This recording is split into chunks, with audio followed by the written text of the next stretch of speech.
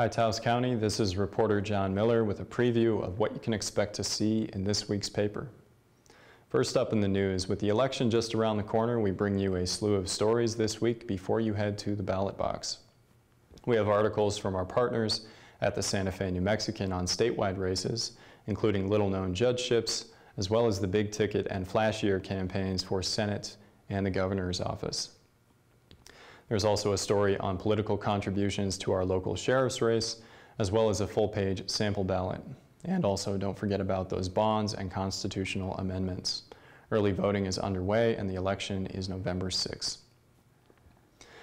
Next up, an arrest warrant affidavit filed in Taos District Court related to 2 jailers accused of trafficking drugs to detainees at the county jail was recently unsealed. Information contained in those documents suggests that it was the detainees themselves who blew the whistle on this illicit operation, which remains the subject of an investigation by Taos County officials. Charges against the jailers were dismissed pending grand jury indictments, and this week we delve into new details surrounding the investigation. In other news, Taos Ski Valley and the town of Taos have partnered to launch Taos Air, a new charter jet service that will fly skiers and snowboarders to TSV this season. Starting at $3.99, two-way flights from Dallas and Austin will begin flying to Taos Regional Airport December 20th.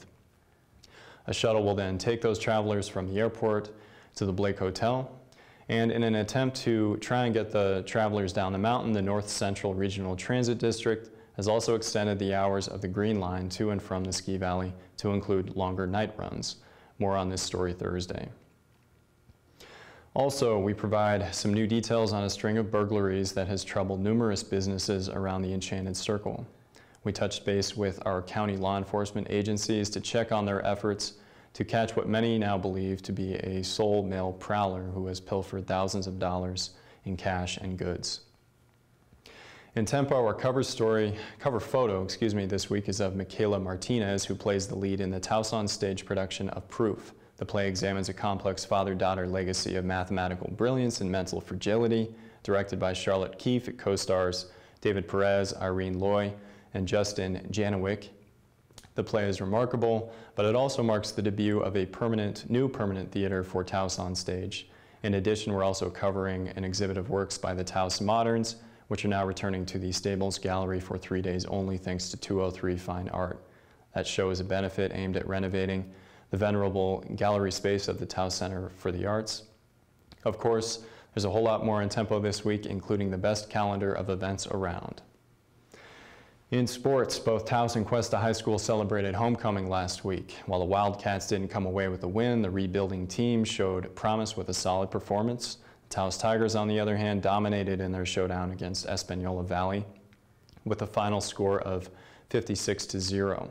We have a breakdown of both of those games in this week's paper, plus our Real Talk fishing report and sidelines. And in lifestyles, it's health and fitness this week. Cindy Brown writes about after-death communications, which is timely given Halloween and Dia de los Muertos around the corner. And we also have information about a community health fair for Peñasco and Picurese residents coming this Saturday. In weather, expect temperatures to sit around 60 degrees for a high, with lows at or below freezing, and mostly sunny skies to take us through the week. And that will do it for this week's preview. Make sure to like us on Facebook and Twitter, and visit our website for breaking news updates. Other than that, have a great weekend, Taos.